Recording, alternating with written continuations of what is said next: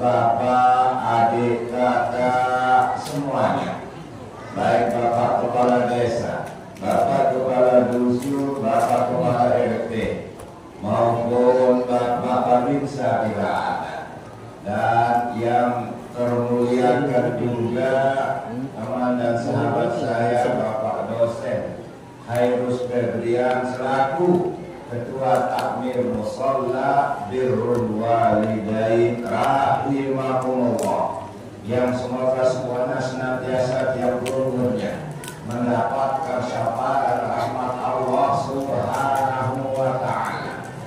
Maka selanjutnya hadirin dan hadirat yang dimuliakan Allah, mari kita senantiasa tetap memanjatkan puja dan puji syukur kehadirat ilahi Rabbi atas segala rupa-rupa daripada nikmat karunia dan anugerahnya yang limpah ruah kepada kita umat yang namanya manusia.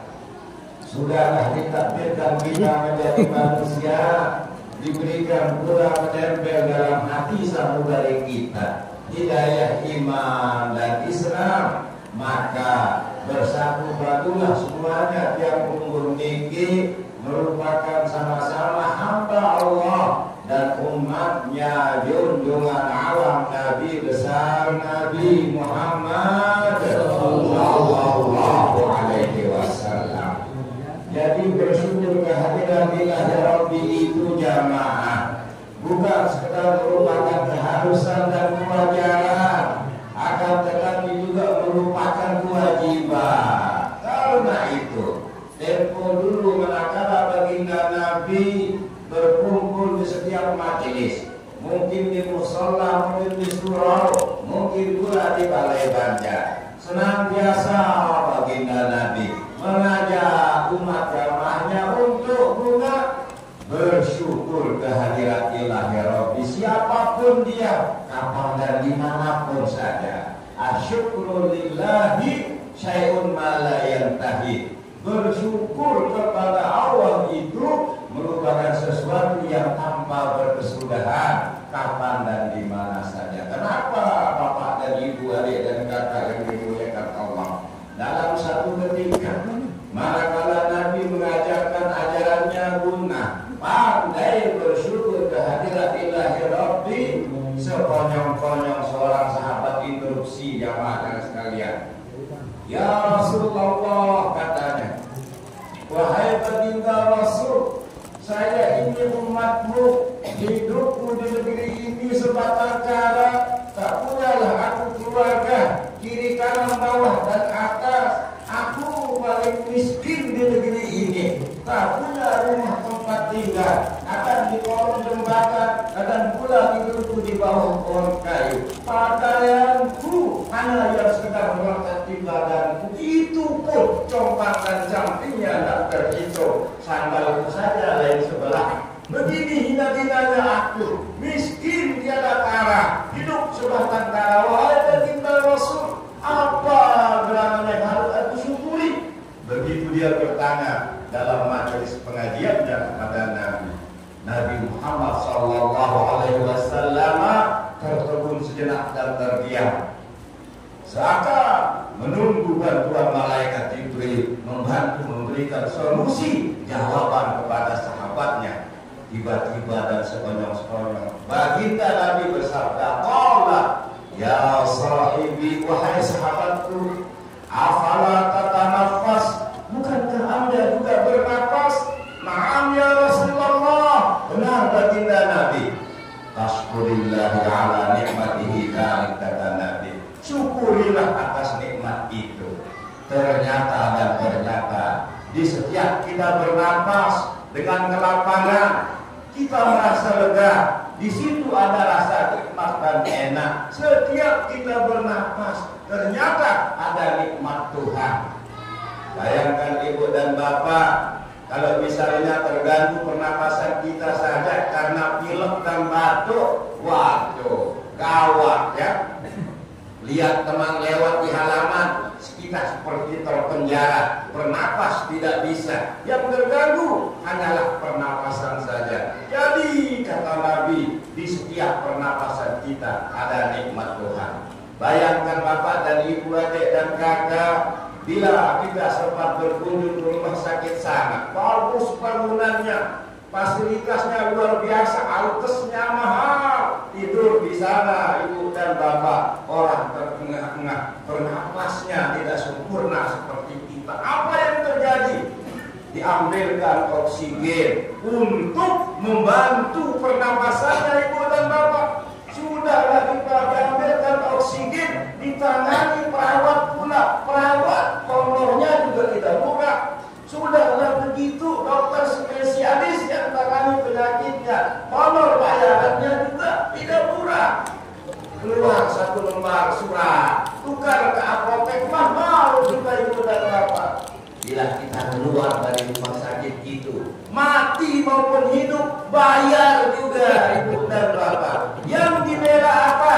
Satu kata, pernapasan. Padahal kita semua menikmati oksigen ciptaan Tuhan, udara yang kita hirup. Pernahkah Tuhan bilang dalam ajaran agamanya, wahai manusia, kalian harus membayar pajak bernapas sekali setahun sekian? Tidak ada. Maha murah Allah, maha rahman Tuhan, maha rahim Allah, jamaah sekalian. Bukankah sekarang yang penghuni dalam sehat walafiat bapak dan ibu, adik dan kakak, tidak ada yang sakit, segar dan bugar, jasmani dan rohani, sudah begitu menempel di dalam hati satu harinya hidayah iman dan Islam, mengajak, mengundang untuk kumpul bareng silaturahmi dalam majelis maulidan di musholla birrul walidain ini. Karenanya kapan dan di mana saja bersyukur kehadirat ilahi Rabbi, saya pernah yang tadi sesuatu yang tanpa bersaudara, baik orang miskin, baik orang kaya, baik orang laki, baik orang perempuan. Karena itulah para agamawan mengajarkan agar pandai-pandai kita bersyukur akan nikmat Allah. Allah Ta'ala, la in syakartum la azidannakum. Kalau kalian pandai bersyukur, maka saya akan tambah nikmat yang lainnya dari arah yang tak disangka-sangka. Amin ya rabbal alamin. Wahai majelis musholla birrul walidain, pertemuan kita malam hari ini dalam rangka memperingati Maulidah. Jadi pendek kata letternya Maulidah ini artinya kelahiran bapak dan ibu, kelahiran. Tapi di sini yang lahir siapa? Tiada lain dan tiada bukan junjungan alam, Nabi besar Nabi Muhammad sallallahu alaihi wasallam.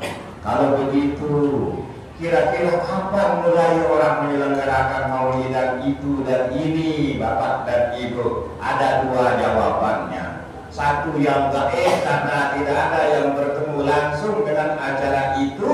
Dua yang nyata karena banyak riwayat langsung terus menerus tanpa berkeputusan.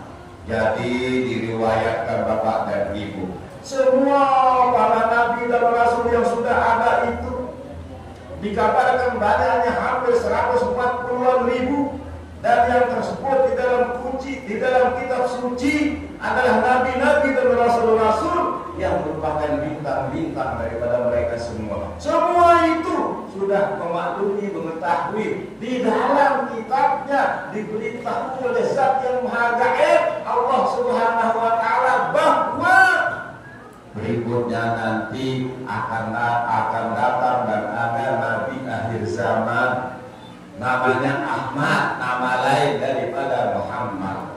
Maka ringkas cerita, pada zaman Nabi Isa alaihi salam pergi kesana kemari ke seluruh negeri, berpidato, ceramah, berkampanye, menyatakan bahwa jangan lupa kalian nanti akan datang nabi yang akhir zaman, namanya Muhammad. Direkam di dalam kitab suci Al-Quran. Ini siapa Nabi? Seperti itu. Wa qala Allah Ta'ala, berfirman Allah Ta'ala, Wa idza qala Isa bin Maryam ya bani Israil inni rasulullah ilaikum musaddiqan lima baina yadayya minat Taurat wa mubasysyiran bi rasulin ya'ti min ba'di ismuhu Ahmad. Ini kata Nabi Isa. Ya bani Israil, wahai kaum bangsa Israel. Tentu tempatnya bukan satu tempat, satu musola, seluruh negeri. Kesana kemari Nabi Isa. Saya ini Rasul utusan Allah. Saya datang membawa kebenaran yang ada di dalam kitab Taurat. Salah satu di kitab Taurat itu bunyinya bahwa nanti akan datang Rasul Nabi akhir zaman, ismuhu Ahmad, namanya Ahmad. Itu kata Nabi Isa. Yati akan datang. Nah, manusia tidak mungkin datang kayak tempur lahir dari tanah, tidak mungkin datang dari lubang batu. Lahirlah dari manusia. Kelahiran Nabi ini ya mas sekalian sudah dimaklumi oleh para nabi rasul sebelumnya. Maka mereka maulidah saat itu bahasa kitanya, memperingatkan akan kelahiran baginda Nabi. Itu dalam kitab suci disebut. Dan kitab suci teks sucinya absolut. Seperti itu. Baik, kemudian di masa para nabi datanglah Nabi Muhammad SAW. Bagaimana caranya maulidan sesuai dengan kontekstual kondisinya. Setiap hari Senin puasa beliau, bersedekah beliau. Kenapa? Karena saya lahir pada hari ini. Kata. Situasi belum stabil, tidak bisa mengadakan acara seperti ini. Musuh masih banyak yang cemburu dan lain sebagainya. Tektak. Berkembang zaman, ada namanya dinasti Fatimiyah. Tapi ini dia Syiah. Di situ dia maulidan juga. Ada di negeri Mesir. Berkepanjangan sampai datang perang salib. Suatu saat ketika dimenangkan oleh Salahuddin Al-Ayyubi, diambil Masjidil Aqsa, dibuka lagi, kemudian di Mesir dibuat benteng, kolah namanya di atas gunung. Air sungai ini bisa mengalir ke atas. Pintar sekali pangerannya. Nah, karena sudah merdeka dan sudah berjaya raya sejahtera, dia potong kambing, onta, ayam sampai ratusan ribu, dikumpulkan semua rakyatnya. Mereka bersenang yang gembira memperingati lahirnya baginda Nabi Muhammad SAW. Nah, kalau kita ambil lebih pendek lagi, di daerah kita di Pulau Lombok ini seperti itu supaya cepat. Bapak dan Ibu kira-kira kapan ada manusia mulai ada di Pulau Lombok ini? Ini kan Lombok tidak sama dengan Timur Tengah, lain dengan Damaskus, lain dengan Mesir yang punya piramida, lain dengan Makkah yang punya Ka'bah. Ribuan tahun sejarahnya sudah tercatat. Konon Bapak dan Ibu, orang mulai masuk datang ke Pulau Lombok ini sekitar 300-an tahun yang lalu. Seperti itu kan. Mereka dari mana? Kebanyakan dari Pulau Jawa. Datang mungkin namanya Ngerau, mungkin namanya hijrah, mungkin namanya apa, entah mungkin dia kalah perang dan lain sebagainya. Ketika mereka menempati daripada Pulau Lombok ini, mulai para ulama wali songo mempelajari peta yang ada. Kemana dana masyarakat pergi, dicari untuk didakwahi, diajarkan tentang agama Islam. Seperti itu. Ketika dikirim dari Jawa, mau masuk ke lewat Selat Bali, dilihat Gunung Agung. Kemudian di Bali sudah ada kerajaan Hindu, dia kuat di sana. Kemana dia? Maka dia belok kiri sedikit, dia lihat Gunung Rinjani. Di situ apa katanya? Urusan daripada para wali songo itu ada bayan katanya. Kalau bahasa kitanya ini jelas, bayan itu tidak jelas. Ada bayan ini jelas sudah. Yang tidak ditugaskan kepadanya. Maka turunlah di Lombok Utara di bawah lereng Gunung Rinjani, maka tersebutlah Al-Quran yang pertama di Pulau Lombok, dan satu desa ada namanya apa? Yang seperti itu. Lalu berdakwahlah mereka, jalan turun ke dataran, mencari dataran-dataran yang rendah, berjalan mungkin ke Pemenang, mungkin ke Tanjung, mungkin ke Pusuk, mungkin ke Kekait. Maka mulai dinamakan, oh ini sama dengan Jawa, Gunung Sahari, namakan Gunung Sahari. Oh ini Kediri, ini tanahnya hampir sama dengan Jawa, namakan Kediri. Ini Kahuripan, jadi Kuripan. Ini Gresik, jadi Gresik, dan lain sebagainya. Ketika mereka turun itu, kalau dalam bahasa Arab disebut bayyana yubayyinu tabyinan. Semakin jelas katanya seperti itu. Daratan tempat hunian. Karenanya orang daripada utara kalau turun ke selatan, turun ke kota Mataram, apa katanya? Teben katanya kan. Teben itu saja tabyin bahasa Arabnya.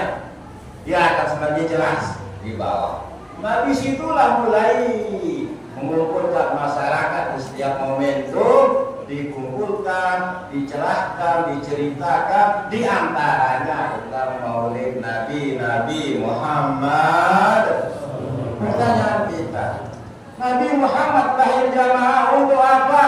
Untuk kepentingan siapa? Seperti itu. Kenapa dia bisa lahir? Latar belakangnya. Jadi jawaban sederhananya adalah kelahiran Nabi Muhammad untuk membawa konsep ajaran tentang pembebasan manusia, pembebasan dari ketuhanan maupun pembebasan dari kemanusiaannya, mengembalikan jati diri manusia ke hak asasinya yang mendasar.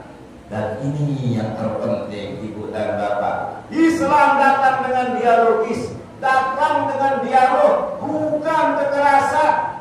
Betapa tidak, Ibu dan Bapak. Manakala baginda Nabi lahir dulu di Makkah hanya sendirian. Bapaknya meninggal sebelum dia lahir. Kemudian diambil kakeknya juga meninggal sebelum dia besar, dititip dia menyusui di Halimah As-Sa'diyah, diambil alih oleh pamannya Abu Thalib. Abu Thalib juga meninggal. Jadi Ibu dan Bapak, Nabi Muhammad berkembang tumbuh hanya sendirian. Punya misal keluarga dekatnya namanya Sayyidina Ali karramallahu wajhah. Baru berikutnya punya sahabat namanya Abu Bakar. Istrinya Siti Khadijah sudah meninggal dunia. Cuma 2 orang teman sahabatnya. Lalu ikutlah satu namanya Bilal bin Rabah, seorang budak belian yang hitam legam. Lalu ikutlah satu orang namanya Ammar dan ibunya namanya Samiyah. Ammar dan Samiyah itu ditusuk dari kemaluan sampai tembus ke pundaknya dengan jungkat yang begitu tajamnya. Bilal ditanam sampai lehernya, dikencingi di atasnya, di tengah panasnya padang pasir yang 50 derajat. Ancamannya seperti itu. Jadi, di mana Nabi akan bisa memakai kekerasan? Di mana Nabi akan bisa memakai pedang? Oh, sendirian, berdua, bertiga, seperti itu kan? Yang lain-lainnya sudah bangsawan, punya kaula bala, punya tentara, punya pasukan, punya alat perang. Nabi tak punya apa-apa. Membawa konsep. Kenapa Ibu dan Bapak? Karena tiadanya ketertiban umum, pelanggaran nilai-nilai kemanusiaan, merajalela tanpa berkesudahan.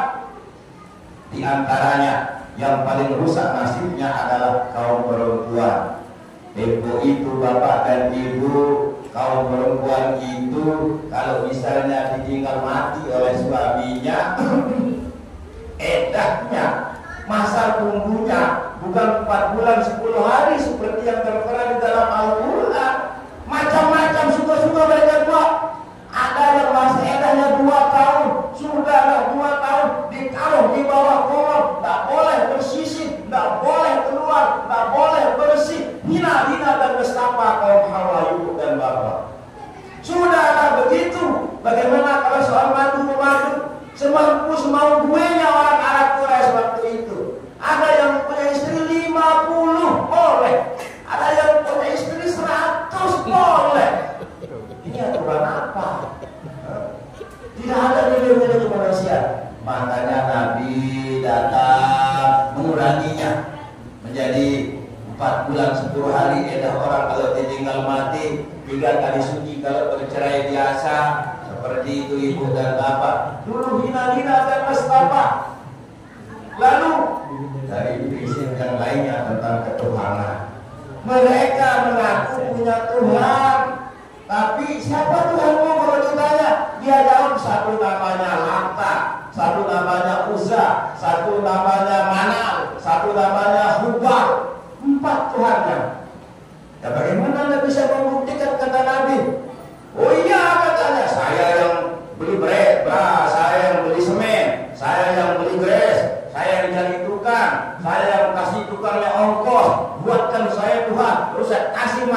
Tuhannya. Lalu di situ dia minta, wahai Tuhanku, kasihlah kami rezeki. Kayak begitu kan? Ini kan irasional, tak masuk akal.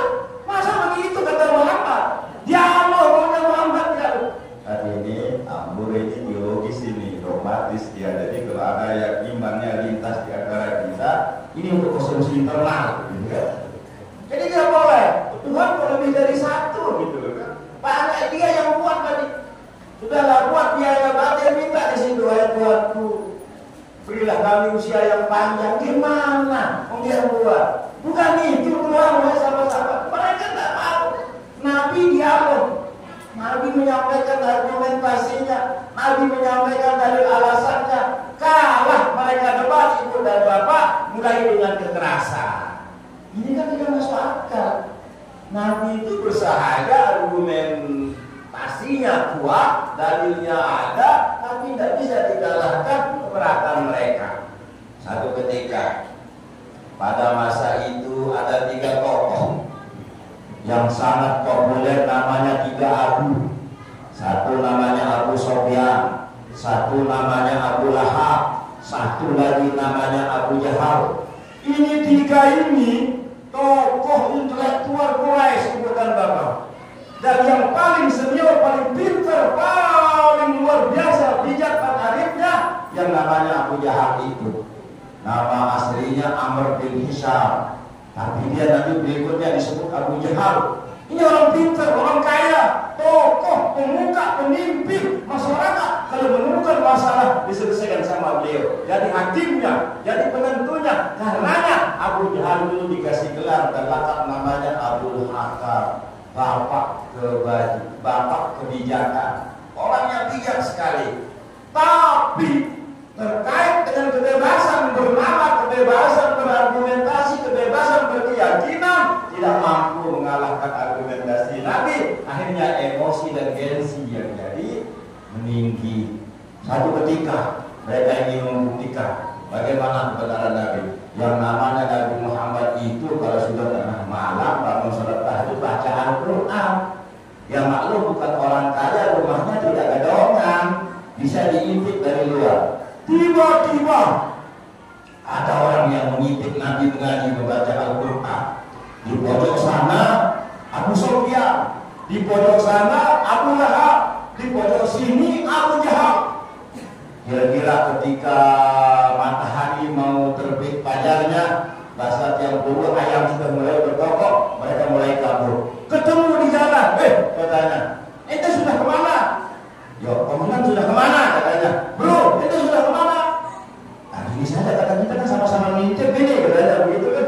Baik, sebesok jangan cerita sama orang banyak.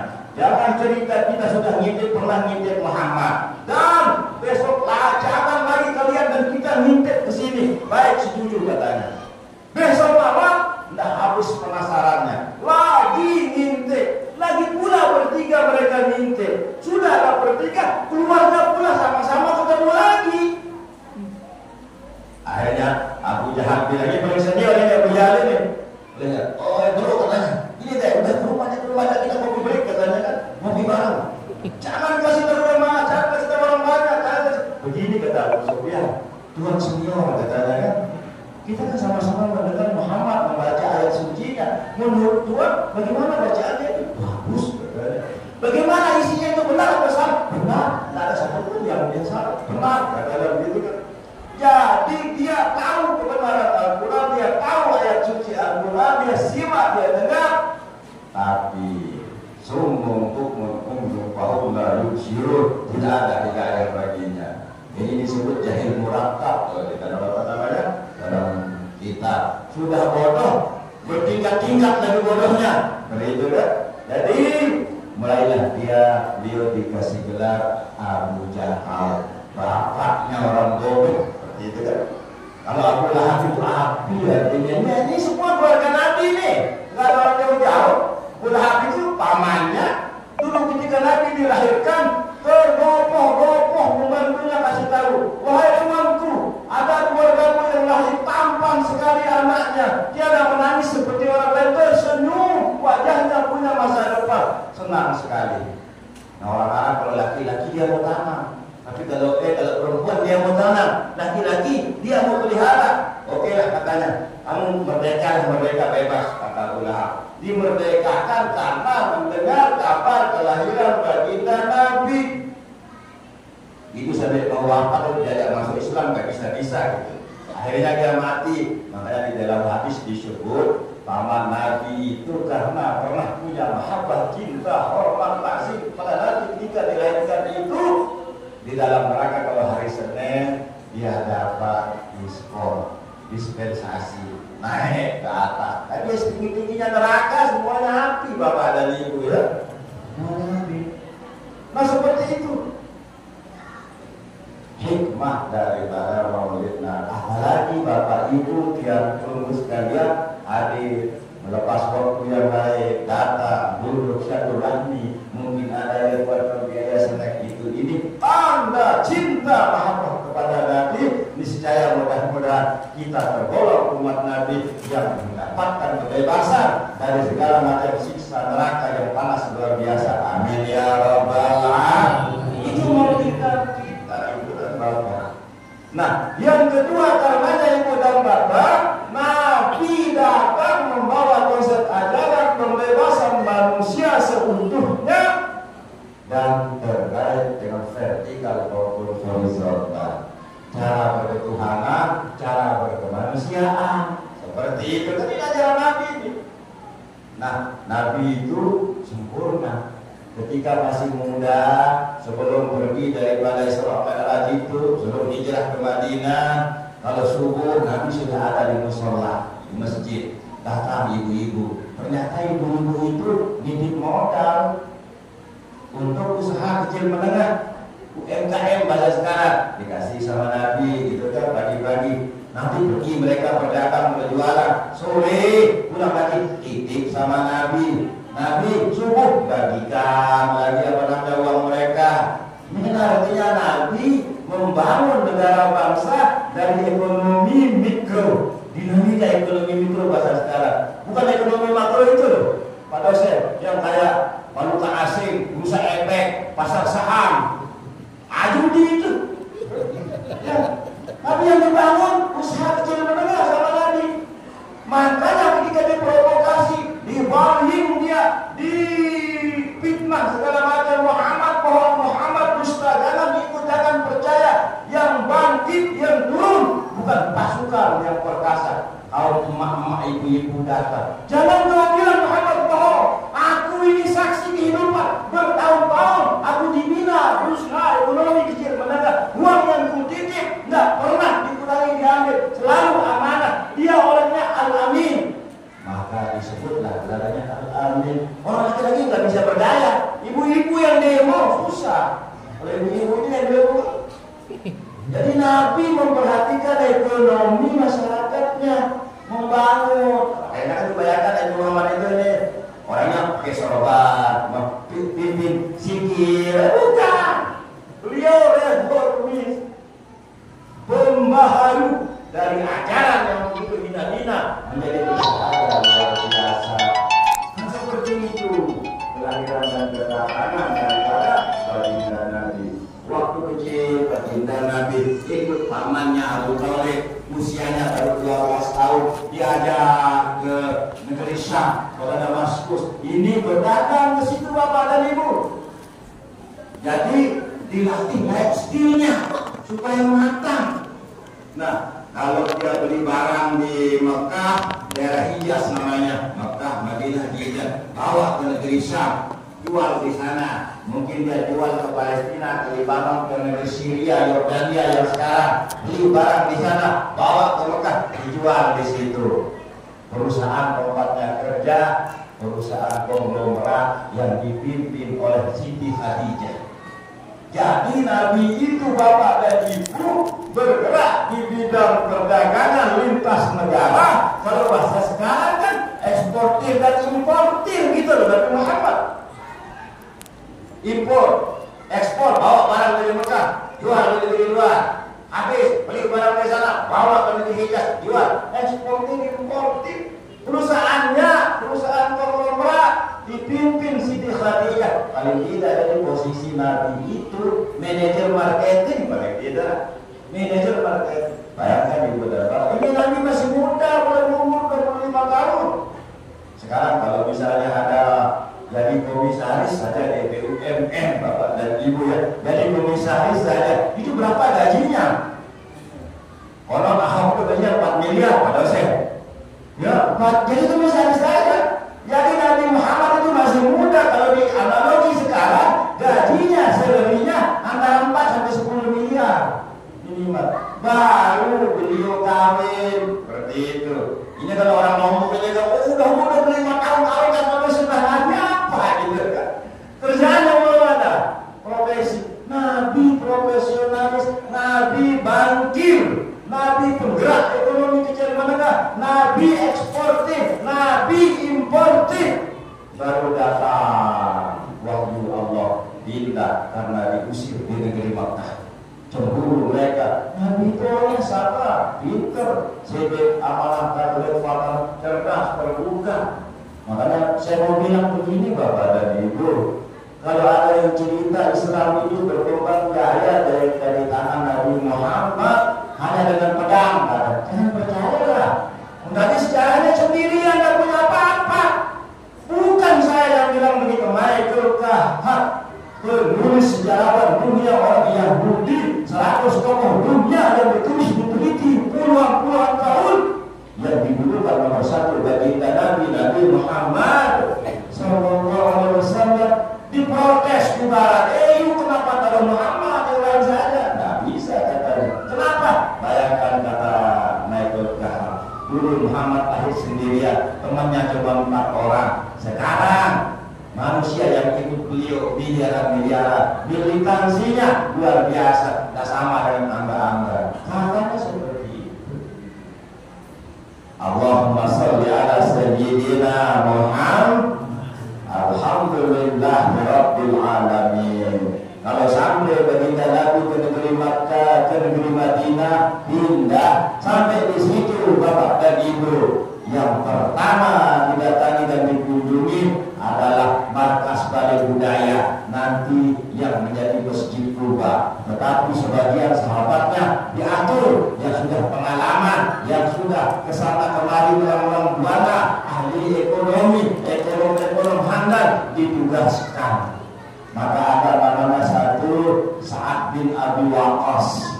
Dia punya sahabat dipersaudarakan dengan kaum Ansor. Kaum Ansor itu kaya raya, dipersaudarakan oleh baginda Nabi. Apa kata kaum Ansor itu? Saudaraku, aku punya uang sekian, ambil separuhnya untuk Anda, separuh untuk aku, demi persaudaraan kita. Rumahku lebih dari 1, ambil 1 untuk saya. Modal aset ada, kita bagi 2. Istriku lebih dari 1, mana yang Anda suka, saya ceraikan baik-baik, saya biayai kawin dengan Anda.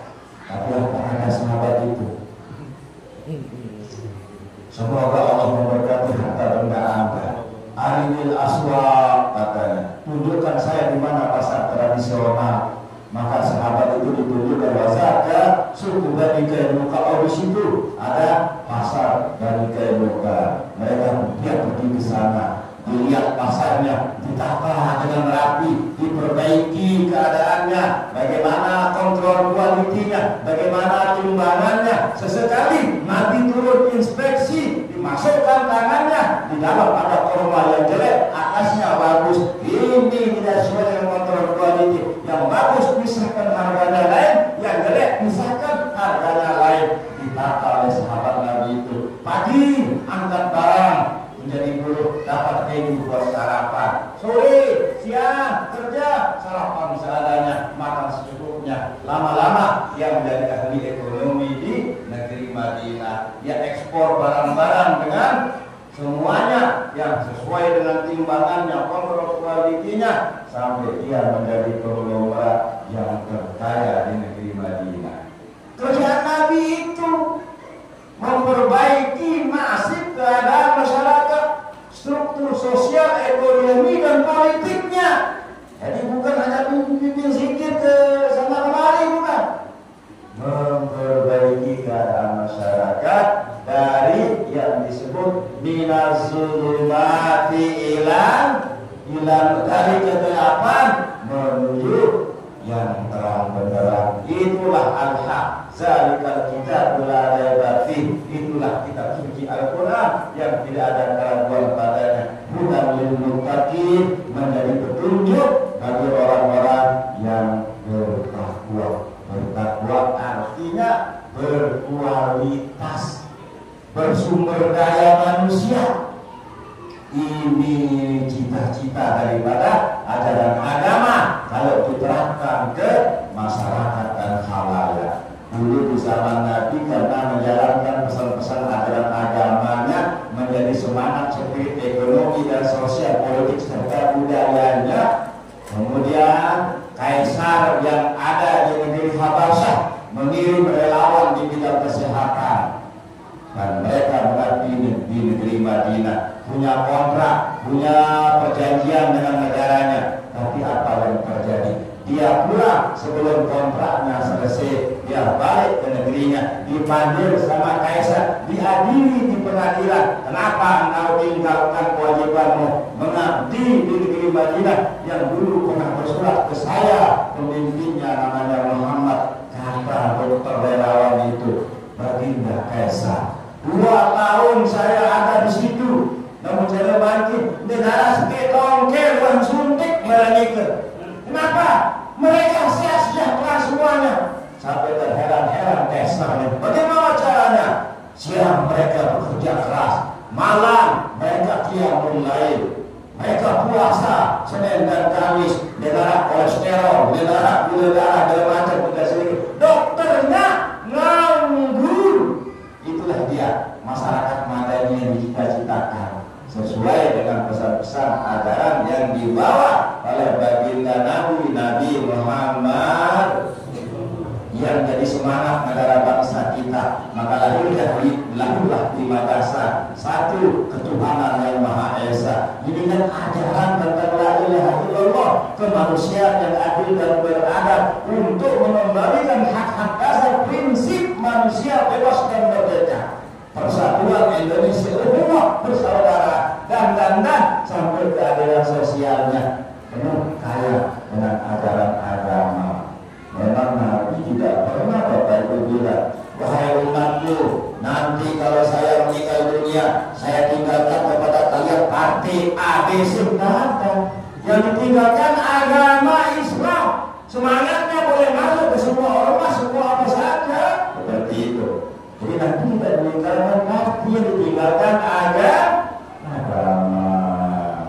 Saya kira seperti itu makna, maksud dan hikmah daripada kemunculan dan kelahiran junjungan alam Nabi besar Nabi Muhammad sallallahu alaihi wasallam. Ibu dan bapak yang dirahmati Allah Subhanahu wa taala, bapak dan ibu, adik dan kakak percaya kepada baginda Nabi Muhammad sallallahu alaihi wasallam. Tadi dibacakan di dalam kitab suci, Khatamul Anbiya, penutup para nabi.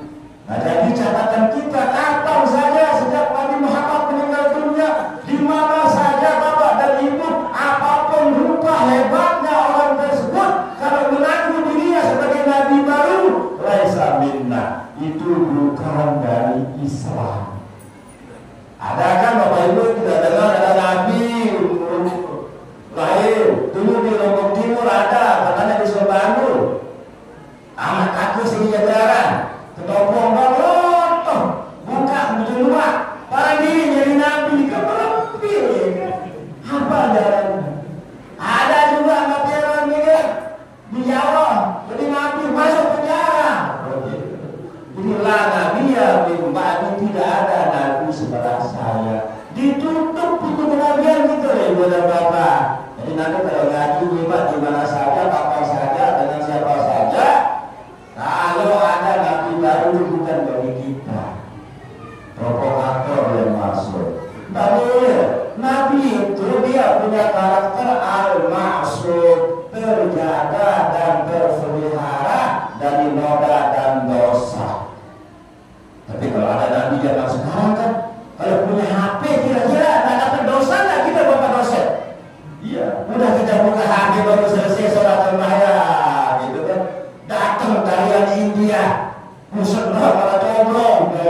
nek jalure bisa esak, dosa juga.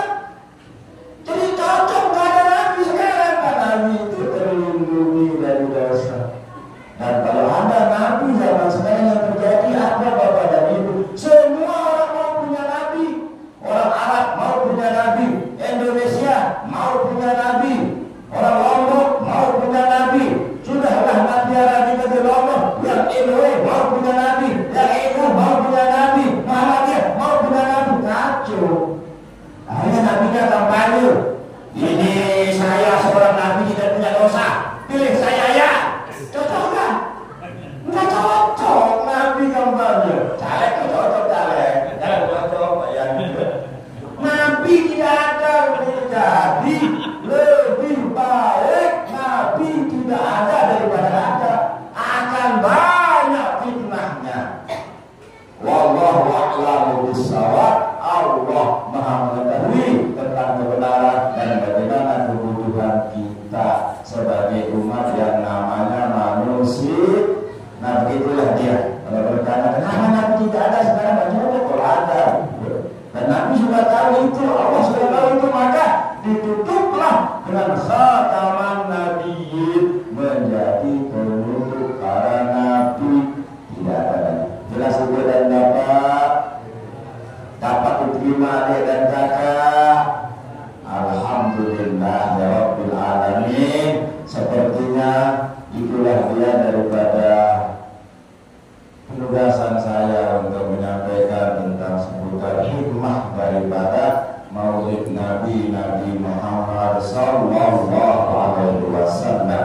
Kalau ada yang benar dari apa yang disampaikan ini, insya Allah itu merupakan hidayah Allah dan Rasulullah. Tapi bila ada salah ucap, tutur kata maupun tutur cara, barangkali itu kekurangan dari yang sebagai manusia biasa. Ampura sinambura jabat atas itu jawaban sekalian.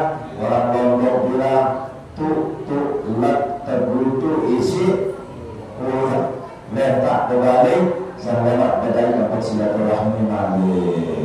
Wallahu a'lam bishawab. Assalamualaikum